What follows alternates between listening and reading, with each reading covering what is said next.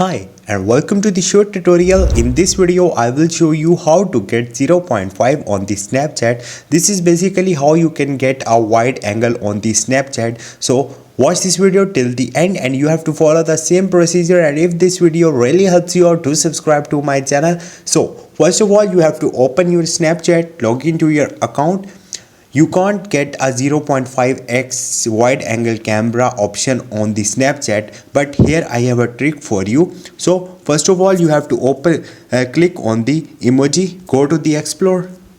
Now in the search bar you have to search for the wide, and first one you will see wide angle effect. So simply click on it and create pictures, or click a pictures with this effect. This will give a wide angle effect.